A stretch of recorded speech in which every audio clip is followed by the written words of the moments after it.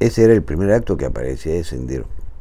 Como digo, al comienzo no se tuvo en serio. ¿Había izquierda radical de esa época? Sí, había izquierda radical.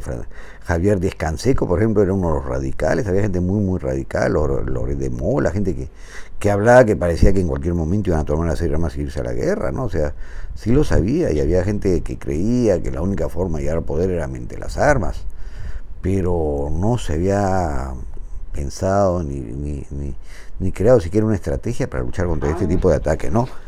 Los maoístas, que eran la gente de Sendero, se lanzaron junto con los del MRTA, que era la gente partidaria del castrismo, ¿no? Se lanzaron y atacaron un gobierno, un Estado, que no estaba preparado para este tipo de actividad, no estaba preparado para el enfrentamiento armado, ¿no? Es así que surgen en el 80 y poco a poco van tomando y tomando, y la verdad es que los militares y la policía no sabían qué hacer. Era un fenómeno nuevo, que se mantenía muy en silencio, muy callados entre ellos, muy difíciles de acceder. Incluso la gente que ejecutaba los actos terroristas no conocía a sus jefes, sus superiores, y no se podía llegar a la cúpula. No se había tenido idea, como yo antes, y por eso es que ellos pudieron poco a poco crecer. Yo mismo me sorprendí, estaba en la universidad en aquella época, y de repente veía un grupo de amigas ahí que se aislaban de todo el mundo, todo, no lo tomaban en serio, y de repente me enteraba que estaban en actos terroristas, ¿no? Varios conocidos míos acabaron como terroristas sin que yo lo supiera. Era algo muy discreto y todo. El 80 fue poco a poco creciendo, hasta que consideraron ellos que ya estaban en la última etapa, ¿no? La toma de la ciudad. Recordemos que desde el interior fueron tomando.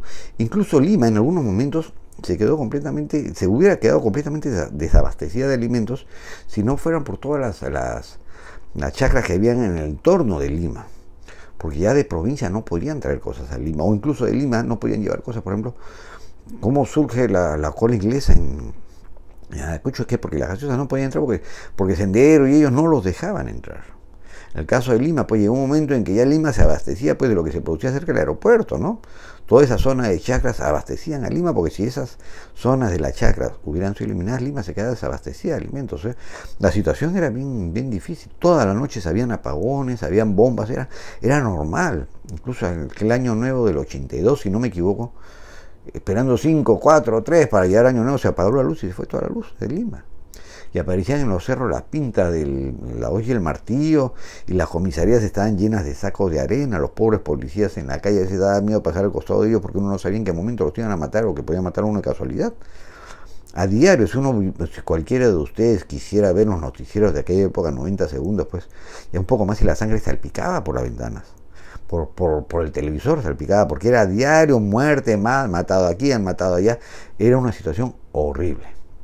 El gobierno de Alan hubo una revuelta que los marinos entraron, y ante el enfrentamiento de los senderistas, porque hay que ser sinceros, los senderistas en la cárcel pues tenían una zona aislada, eran tierra liberada, donde hay filmaciones donde machaban y todo, y tenían armas.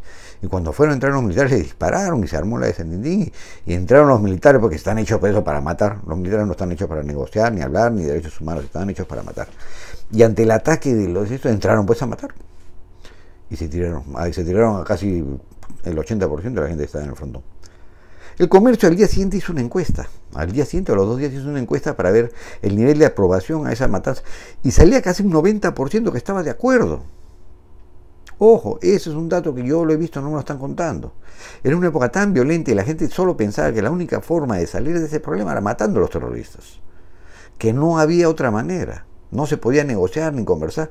Ya habían tratado de conversar en algún momento Armando Villanueva y otros dirigentes, creo, Vallarresta, que fueron al frontón y los votaron. Los votaron como perros. Ellos fueron para, no, que sí se puede conversar. Incluso acusaban a la policía. En esa época todo el mundo era muy radical y acusaban a la policía hasta de chacal, los acusaron a los pobres policías. Pero la cosa es que la población estaba muy polarizada. La gente ya quería que a los terroristas se les mate. O sea, no es que fuera pues que Fujimori yo una mentalidad de tirano o ala, no. Ya en el gobierno de Belaúnde había puesto la política de tierra arrasada. Las mayores cantidades de asesinatos se crearon durante el gobierno de Belaúnde y de Alan García. Se creó un comando, incluso el comando Rodrigo Franco. Y en la época de Belaúnde pues, se hablaba de crear la falange cristiana, ¿no? Pero bueno, habían posiciones también radicales del otro lado, que no llegaron a plasmarse, solamente en el caso del comando Rodrigo Franco, ¿no? Pero y después se crearía el Grupo Colina dentro del ejército, ¿no? Pero bueno, ese es un tema, nos estamos adelantando. La cosa es que la situación en 1990, hablando de cuestión de terrorismo, era horrible. Habían bombas todos los días, apagones, matanzas, y la policía y el gobierno no sabían qué hacer para capturar, para chaparlos. Recién se estaba comenzando a desarrollar el trabajo de inteligencia.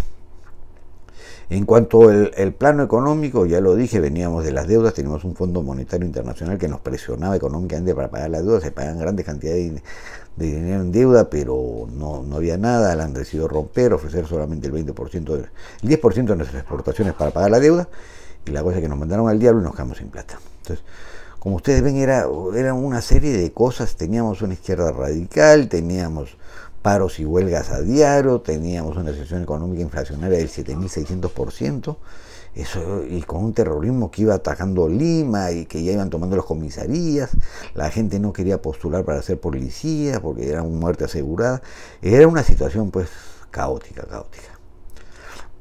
Y llegamos a elecciones del 90, donde un simple y desconocido Fujimori pues se va a la segunda vuelta después de haber logrado pasar la primera vuelta que él no pensaba, eso es cierto, él se lanzó como para senador y la gente decía, ¿quién es ese chinito? ¿Quién es ese chinito? Al final pegó su campaña, su dilema de honradez, tecnología y trabajo, más su carisma, más el hecho curioso de ver a un chinito pues con chullo y poncho subido a una chacra, caminando en los sectores populares. Bueno, la gente se quedó sorprendida y apareció ese candidato pues. En la segunda vuelta, frente a la derecha, pues toda la izquierda se juntó.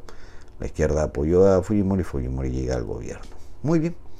Llega al gobierno con la promesa de una mentira, todavía es una mentira absoluta, de decir que no iba a practicar ni el shock ni el gradualismo. Con eso pues lo mató a Vargas Llosa, que aunque era sincero Vargas Llosa decir que había que aplicar un shock, que era la única forma de salir de la crisis, el otro con decir como que no era ni shock ni gradualismo, le ganó pues la simpatía, pues, porque a nadie le gusta que digan, ¿sabes qué? Te voy a meter una cachetada para que camines mejor, pues a nadie le gusta, ¿no? Prefiere que te digan, no, yo te voy a hacer cariñito, y cuando te acercas te metes tu cachetada y bueno, ya te la metió, pues, ¿no? Y eso fue, por eso al chino lo fastidian de la yuca, ¿no? Porque a todos los peruanos les había metido la yuca, o sea, les había dicho de que no iba a hacer algo que terminó haciendo. Y es así como entonces llega el ingeniero Fujimori, un completo desconocido, que en las últimas semanas de la campaña apareció. Yo mismo simpatizaba con Vargas Llosa, y me sorprendió ver el efecto Fujimori y me quedé aterrado porque vi pues, que toda la izquierda y toda la gente lo apoyaba, incluso el APRA, que era radical en aquella época, el Partido Revolucionario y Popular, apoyaba, y junto con la izquierda y todo, y me quedé y dije, uy, chumba, vamos a seguir en lo mismo.